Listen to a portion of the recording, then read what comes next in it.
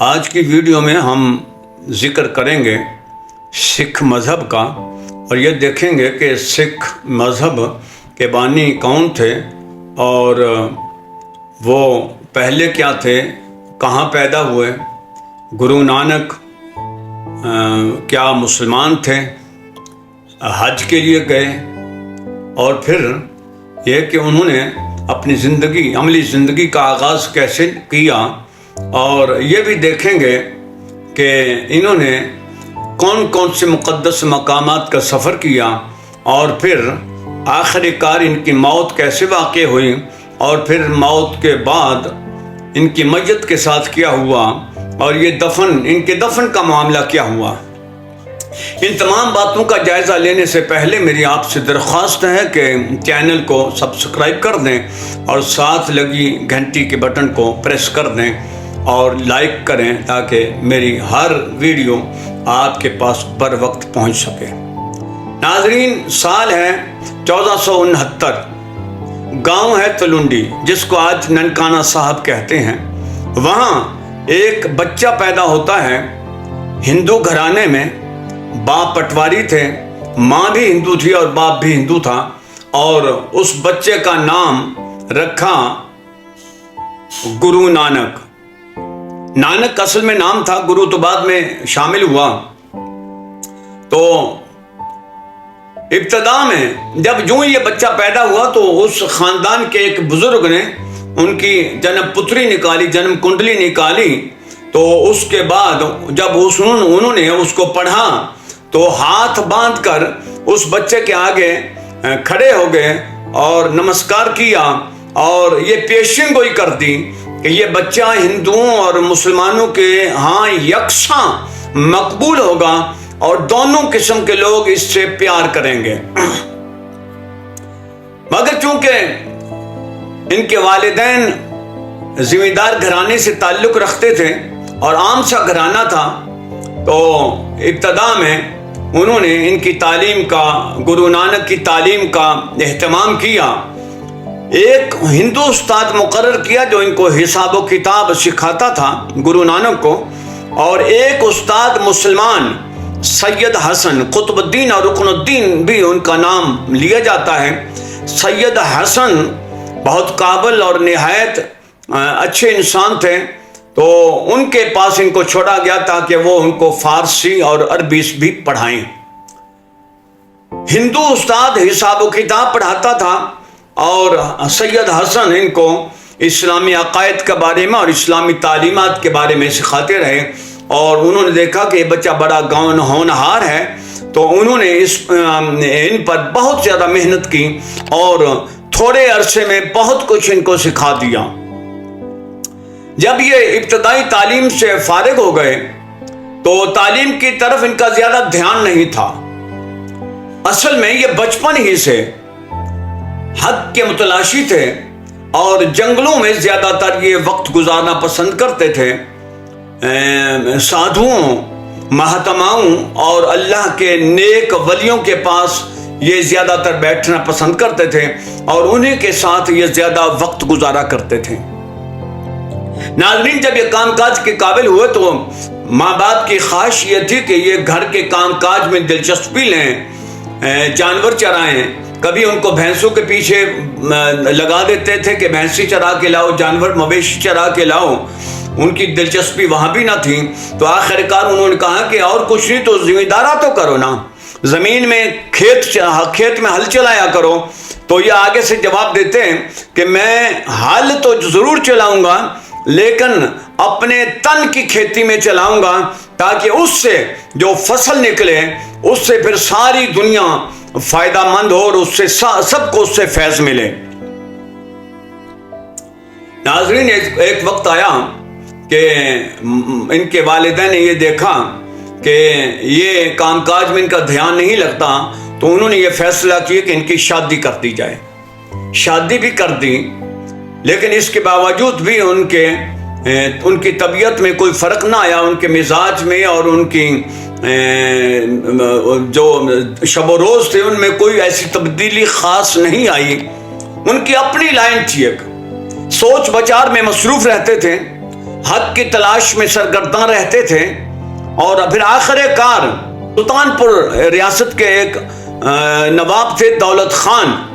دولت خان کے گوداموں میں جو اناج اور غلے کے گودام تھے، وہاں ان کو نوکری پہ لگا دیا گیا تاکہ ان کا حساب و کتاب رکھیں ان کے گوداموں کا۔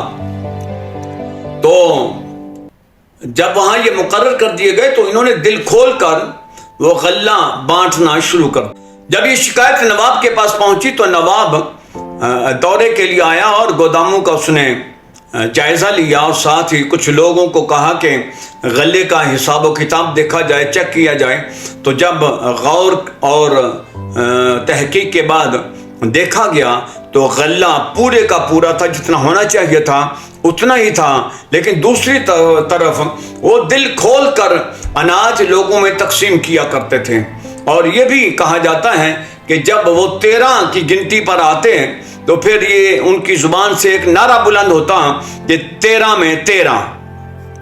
بہرحال جب انہوں نے غلے کا حساب و کتاب بھی لگا لیا تو پھر وہ واپس چلا گیا نواب، اور ساتھ ہی پھر ایسا ہوا کہ ایک ندی میں کہا جاتا ہے کہ انہوں نے نہانے کے لیے اس میں غوطہ زن ہوئے ایک ندی میں، تو یہ غائب ہو گئے۔ تیسرے دن یہ برآمد ہوئے جب، تو ان کے ہاتھ میں ایک پیالہ تھا، اور وہ کہتے تھے کہ مجھے یہ حکم ہوا ہے کہ اس پیالے سے میں خود بھی پیوں اور امت کو بھی اس سے پلاؤں۔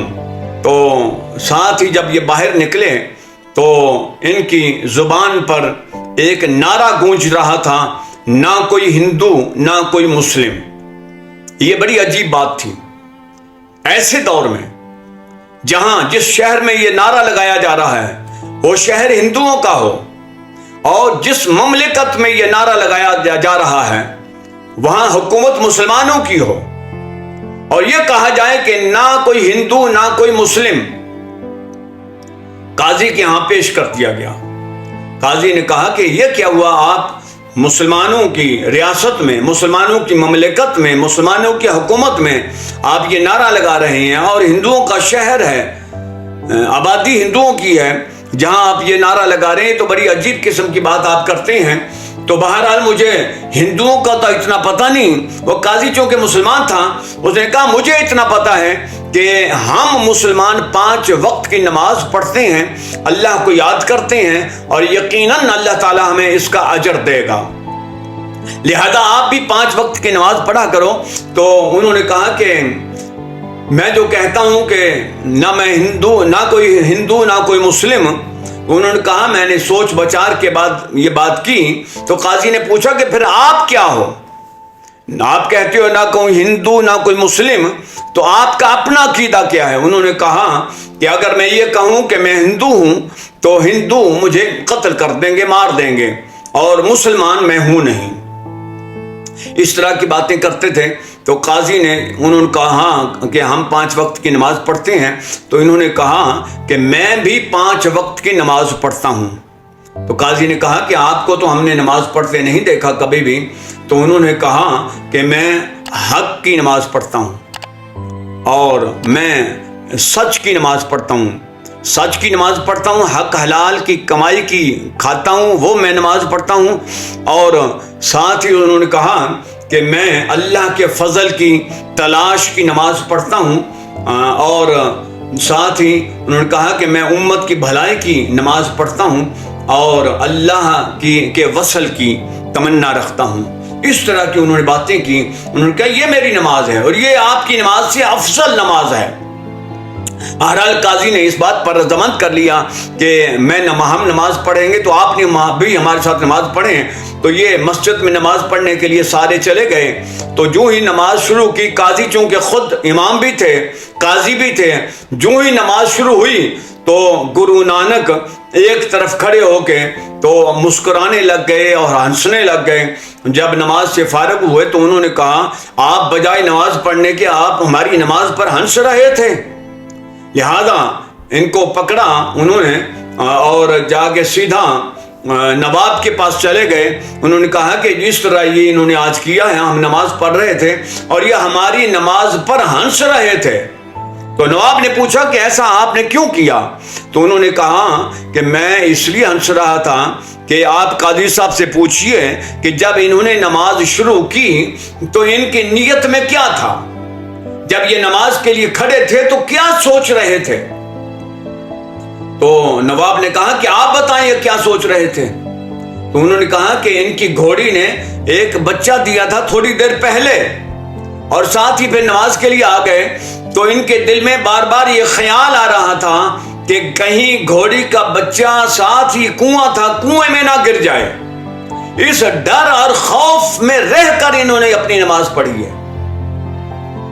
ناظرین، جب یہ بات کی تو قاضی صاحب نے سر جھکا دیا اور خاموش ہو گئے، اور ساتھ ہی انہوں نے اپنے ایک مرید کو، وہ جہاں ان کا چیلا تھا ساتھ ہی رباب بجایا کرتا تھا، اس کو کہا کہ چلو اٹھو، ہم اب یہاں سے جا رہے ہیں۔ نوکری چھوڑ دی۔ تو نواب نے بہت اصرار کیا کہ آپ نوکری نہ چھوڑیں، تو آپ کہاں جاؤ گے، کس کی نوکری کرو گے؟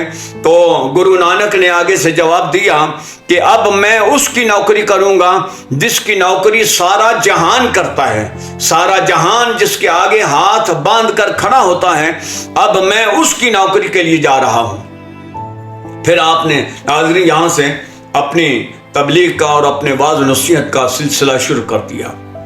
اس کے بعد پھر آپ نے گھر بار بھی چھوڑ دیا، نوکری بھی چھوڑ دی، اور سیر و سیاحت کا آغاز پھر یہاں سے ان کا شروع ہوتا ہے۔ 30 سال کی عمر ان کی ہو چکی ہے۔ اس سیر و سیاحت کے اندر اسی دوران انہوں نے حجاز مقدس کا سفر بھی کیا۔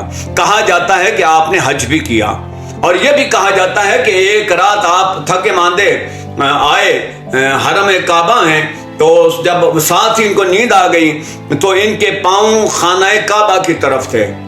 ایک مولانا صاحب آئے، انہوں نے آ کے اپنے پاؤں کی ٹھوکر سے ان کو جگایا اور کہا کہ آپ کیسے مسلمان ہو؟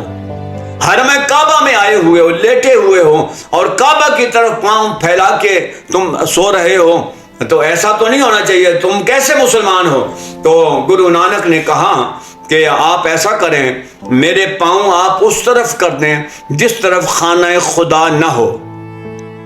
تو مولانا صاحب نے گرو نانک کے پاؤں پکڑ کے دوسری طرف کیے۔ جب دوسری طرف کیے تو مولانا صاحب کو اللہ کا جلوہ نظر آ گیا۔ پھر ایک اور طرف کیا تو وہاں بھی اللہ تعالیٰ کا جلوہ نظر آیا۔ جس طرف گرو نانک کے پاؤں وہ مولانا صاحب پھیر دیتے، اسی طرف ان کو اللہ کا جلوہ نظر آتا۔ انہوں نے شور مچا دیا کہ ہند سے ایک ایسے بزرگ آئے ہیں کہ وہ اللہ کا جلوہ دکھاتے ہیں، اللہ کے جلوے کے نظارے وہ کروا دیتے ہیں، اور شور مچ گیا۔ تو یوں آپ نے حجاز مقدس کا سفر کیا، حج بھی کہا جاتا ہے کہ آپ نے کیا، اور اس کے بعد وہاں سے گرو نانک کا سفر، پھر بغداد شریف کا سفر شروع ہوتا ہے۔ شیخ سید عبد القادر جیلانی رضی اللہ تعالی عنہ کے مزار پر انوار پر آپ گئے، وہاں اپنے خلوت نشینی بھی اختیار کی، وہاں کچھ عرصہ آپ نے قیام بھی کیا۔ اس کے بعد آپ نے ہند کا، لنکا کا اور عرب کا سفر کیا۔ اس دوران آپ مقدس مقامات پر، مقدس زیارات پر ٹھہرتے رہے۔ بابا فرید الدین گنج شکر رحمۃ اللہ علیہ کے دربار پر بھی ٹھہرے رہے، اور اس کے ساتھ ہی خواجہ معین الدین چشتی اجمیری، ان کے مزار پر بھی آپ ٹھہرے۔ ملتان میں بہاؤالدین زکریا ملتانی کے مزار پر آپ نے خلوت نشینی اختیار کی۔ شاہ رکن عالم کے دربار پر بھی آپ نے چلہ کشی کی۔ یوں بہت سارے مقامات پر، حسن ابدال میں ایک بابا جی کندھاری ولی کے دربار پر بھی، ان کی بیٹھک اور ان کی چلہ گاہ پر بھی آپ نے کچھ وقت گزارا، اور وہاں آپ کی زیارت موجود ہے۔ دربار پنجا صاحب وہاں مشہور ہے حسن ابدال میں، آج بھی وہ لوگ وہاں پہ جا کے اس مقام کی زیارت کرتے ہیں، ان کے پیروکار۔ تو یوں ناظرین، آپ نے پھر تبلیغ کا سلسلہ بھی شروع کیا، اور ساتھ ہی مقدس مقامات پر آپ نے حاضریاں دیتے رہے گرو نانک، اور ساتھ ہی کہا یہ جاتا ہے کہ ہندوؤں کے ایک مرکز میں گنگا میں جب وہ نہا رہے تھے تو یہ بھی وہاں پہ گنگا میں اتر گئے اور نہانے لگے، تو انہوں نے ہندوؤں کو دیکھا کہ وہ مشرق کی طرف پانی اچھال اچھال کر پھینک رہے ہیں۔ تو گرو نانک نے پوچھا کہ تم ایسے پانی کیوں پھینک رہے ہو؟ تو انہوں نے کہا کہ ہمارے جو مر گئے ہیں ہمارے بزرگ، ہم یہ پانی ان کو دے رہے ہیں، گنگا کا پانی ہے، تاکہ ان کا وہ جہان اچھا ہو جائے۔ اس پانی پھینکنے سے ان کو امن، سکون اور قرار ملتا ہے۔ تو گرو نانک نے بھی پانی مغرب کی طرف پھینکنا شروع کر دیا۔ تو ہندو ہنسنے لگے، انہوں نے کہا کسی نے آج تک مغرب کی طرف بھی پانی پھینکا ہے، اچھالا ہے؟ تو انہوں نے کہا کہ میرا تعلق چونکہ پنجاب سے ہے، میرے کھیت کھلیان پنجاب میں ہیں، تو میں پانی اچھال کے اپنے کھیتوں کو سیراب کر رہا ہوں۔ وہ ہندو اور زیادہ مسکرائے، ہنسے۔ انہوں نے کہا کہ اس طرح اچھالنے سے کیا کھیتیاں سیراب ہو جایا کرتی ہیں، اور اس سے آپ کے کھیت سرسبز و شاداب ہو جائیں گے؟ تو گرو نانک نے بڑے اطمینان سے جواب دیا۔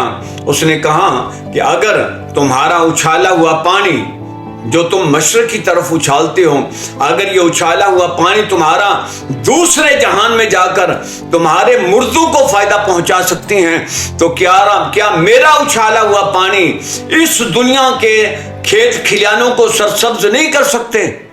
در حقیقت انہوں نے ہندوؤں کے اس عقیدے کی نفی کر دی تھی کہ تمہارا یہ جو عقیدہ ہے یہ باطل عقیدہ ہے، اس کی سرے سے کوئی حقیقت نہیں ہے، یہ پانی کسی کو کوئی فائدہ نہیں دے سکتا۔ تو یوں ناظرین کہا یہ جاتا ہے کہ آپ پھر کچھ عرصہ استغراق میں چلے گئے، جذب کی حالت میں چلے گئے، جیسے مجذوب کہتے ہیں، مجذوب کی حالت میں چلے گئے، اور پھر بہت عرصہ آپ استغراق کی حالت میں رہے، یہاں تک کہ پھر نمازوں کی پابندی بھی ختم ہو گئی، اور آپ کے ان کے گرو نانک کے بال بھی بڑھ گئے حجامت نہ کروانے کی وجہ سے، کیونکہ بہت دیر تک آپ حالت استغراق میں رہے۔ تو پھر آپ ہوش میں جب آئے گرو نانک، تو اسی وجہ سے سکھوں نے اپنی ان کے جو پیروکار تھے، ابھی باقاعدہ سکھ مذہب نہیں بنیاد ان کی اس کی رکھی گئی تھی، لیکن یہاں سے ان کے مریدوں کی ایک الگ سے پہچان بن گئی، ان کے پیروکاروں کی الگ سے ایک پہچان یہ بن گئی کہ انہوں نے بھی نماز کو غیر ضروری سمجھنا شروع کر دیا، اور ساتھ ہی بال بڑھانے بھی شروع کر دیے، حجامت بند کر دی انہوں نے کروانی، اور یوں ایک باقاعدہ سکھ مذہب کی الگ سے پہچان دنیا میں معرض وجود میں آ گئی، اور انہوں نے اپنے بال بڑھانا شروع کر دیے، الگ تھلگ انہوں نے اپنی پہچان بنا لی۔ زندگی کے آخری 18 سال جب آپ نے اپنی تبلیغ اور وعظ و نصیحت کا سلسلہ سمجھا کہ پایا تکمیل تک کو پہنچ گیا ہے، تو تحصیل شکرگڑھ سیالکوٹ کے قریب ایک جگہ ہے کرتارپور، دربار کرتارپور، تو وہاں پہ آپ کے ان کے کچھ مریدین تھے، انہوں نے کوئی قطع زمین خریدا اور ان کو وہاں پہ آنے کی دعوت دی۔ یہ وہاں پہ پہنچے جب، تو انہوں نے وہاں پہ مستقل 18 سال زندگی کے وہاں پہ گزارے، اور جب آخری وقت آیا ان کا، تو انہوں نے اپنے مریدین کو، اپنے شاگردوں کو سب کو جمع کر لیا، اس میں ہندو بھی تھے، اس میں مسلمان بھی تھے، یہ دونوں طرف کے لوگ یکساں آپ کی عزت اور احترام اور توقیر کیا کرتے تھے۔ تو ان کو بلا کے انہوں نے وعظ و نصیحت کی، واز کیا، اور ساتھ ہی پھر مراقبے میں چلے گئے۔ مراقبے میں ہی ان کی روح قبض کر لی گئی، اور یوں ان کا وصال ہو گیا۔ جب وصال ہو گیا تو مسلمانوں کا یہ کہنا تھا کہ یہ ہمارے پیر و مرشد ہیں، لہذا ہم ان کا باقاعدہ اسلامی شریعت کے مطابق دفن کفن کریں گے، ان کی نماز جنازہ پڑھی جائے گی۔ ہندوؤں کا یہ کہنا تھا کہ یہ ہمارے ہیں، ان کے ماں باپ ہندو ہیں، ان کے خاندان، ان کے قبیلے والے سب ہندو ہیں، لہذا یہ ہمارے ہیں، ہم ان کو اپنے طریقے سے ان کا سارا دفن کفن کریں گے، جو ہم یعنی جلایا جائے گا ان کو، اور جو ہماری طور طریقے، ہم اپنے طور طریقے کے مطابق ان کا سنسکار کریں گے۔ قریب تھا کہ کوئی جھگڑا مرض وجود میں آتا، طے یہ پایا کہ اپنے اپنے پھول لائے جائیں اور ان کے کفن جو ان کو پہنایا ہوا تھا ان کے اوپر، چادر کے اوپر پھول ڈال دیے جائیں، اور صبح آ کے دیکھا یہ جائے گا کہ جس کے پھول تر و تازہ ہوں گے وہ ان کو اپنے حوالے کر لے گا، اور وہ اپنے طریقے سے ان کا وہ جو کچھ بھی کرنا ہے ان کا وہ کر لے گا۔